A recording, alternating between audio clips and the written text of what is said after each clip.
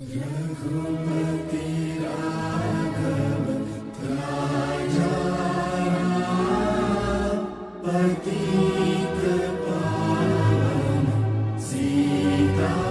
October 1869. Porbandar stood witness to a pivotal change in the history of Indian national freedom struggle. The birth of an unforgettable leader who had taken the world by storm with his ideas and principles. Mohandas Karamchand Gandhi. The epitome and manifestation of simple living and high thinking, Gandhiji emphatically convinced India to embark on the vista of ahimsa to regain her lost independence and freedom. It all budded off from a collage of incidents of racial prejudice in South Africa and ended only when he took his last breath. On his 151st birth anniversary, we present to you a few glimpses of his life and thereby pay our humble tribute to the father of the nation. Gandhi in South Africa. After struggling to find work as a lawyer in India, Gandhi obtained a one-year contract to perform legal services in South Africa. In 1906, Gandhi organized his first mass civil disobedience campaign, which he called Satyagraha, Truth and Firmness, in reaction to the South African Transvaal government's new restrictions on the rights of Indians, including the refusal to recognize Hindu marriages. After years of protest, the government imprisoned hundreds of Indians in 1913, including Gandhi. Under pressure, the South African government accepted a compromise negotiated by Gandhi that included recognition of Hindu marriages and the abolition of poll tax for Indians. Finally, after returning from South Africa and taking a break of 3 years, Gandhiji was again provoked to enter the Indian political scenario. The introduction of Rowlatt Act and the heinous Jallianwala Bagh massacre in 1919 was what peeved Gandhiji to launch the non-cooperation movement against the cruel Britishers. It commenced on 1st August 1920. Through this movement, Gandhiji tried to persuade Indians to withdraw their labor from any activity that sustained the British government. He promoted self-reliance in every form possible and worked to end untouchability. But tables turned with the Chauri Chaura incident. Gandhiji was taken aback by the violence committed by the Indians. He himself, being an advocate of ahimsa, called off the movement just when it was reaching its paramount. Subsequently, many other independence movements like Civil Disobedience Movement and Dandi March were inaugurated by Gandhi. After the termination of the non-cooperation movement, the historic Dandi March led by Mahatma Gandhi gained roots, which led to the mass civil disobedience movement, a special significance in the history of India's struggle for freedom. The Salt March, led by Mahatma Gandhi, began with around 80 people, but as more and more people joined in for the 390-kilometer long journey, it grew into a strong force of 50,000 people. On March 12, 1930, the Dandi March began and continued till April 6, 1930.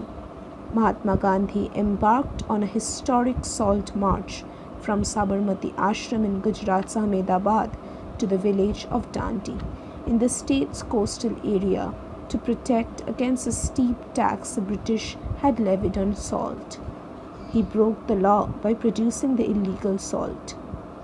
The significant march came to be known as Dandi March or Salt March, also referred as the Dandi Satyagraha. The Dandi March was a third 24-day salt march, which was non-violent in nature. After the success of the Dandi March and the civil disobedience movement in general, it was 12 years later that the next movement took place.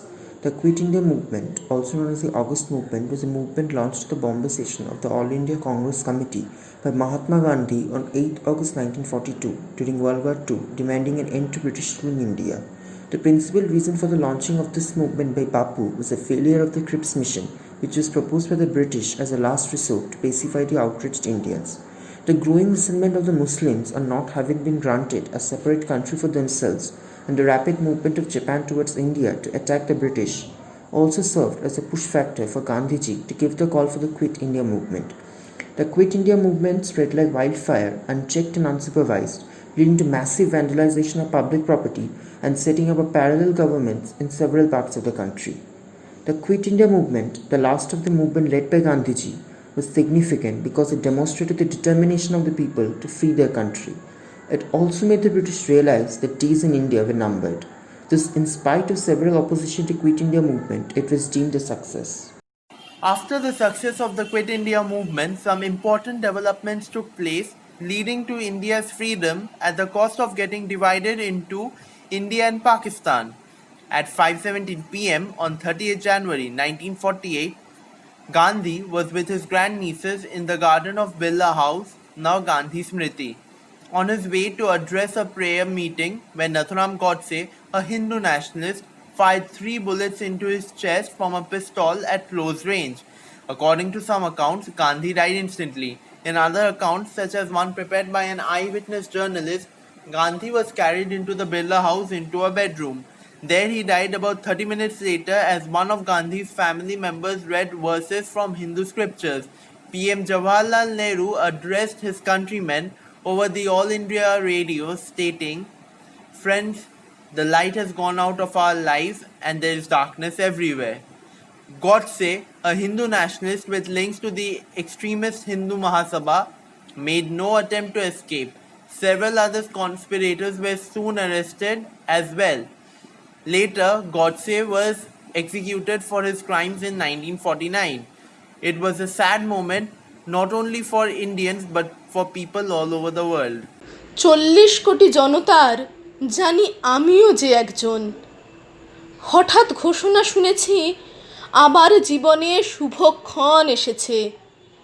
তখনই মুছে গেছে ভীরু চিন্তার হিজিবিজি। রক্তে বেজেছে উৎসব, আজ হাত ধরো গান্ধীজি। সেখানে আমরা মরেছি, লড়েছি, করেছি অঙ্গীকার। এ মৃতদেহের বাধা ঠেলে হব অজেয় রাজ্য পার। নগর গ্রামের শ্মশানে শ্মশানে নিহিত অভিজ্ঞান। বহু মৃত্যুর মুখোমুখি দৃঢ় করেছি জয়ের ধ্যান। তাই তো এখানে আজ ঘনিষ্ঠ স্বপ্নের কাছাকাছি। মনে হয় শুধু তোমারই মধ্যে আমরা যে বেঁচে আছি। তোমাকে পেয়েছি অনেক মৃত্যু উত্তরণের শেষে। তোমাকে গর্ব প্রাচীর, ধ্বংস বিকীর্ণ এই দেশে। দিক দিগন্ত প্রসারিত হাতে তুমি যে পাঠালে ডাক, তাই তো আজকে গ্রামে ও নগরে স্পন্দিত লাখে লাখ। মুছে গেছে ভীরু চিন্তার হিজিবিজি। রক্তে বেজেছে উৎসব, আজ হাত ধরো গান্ধীজি।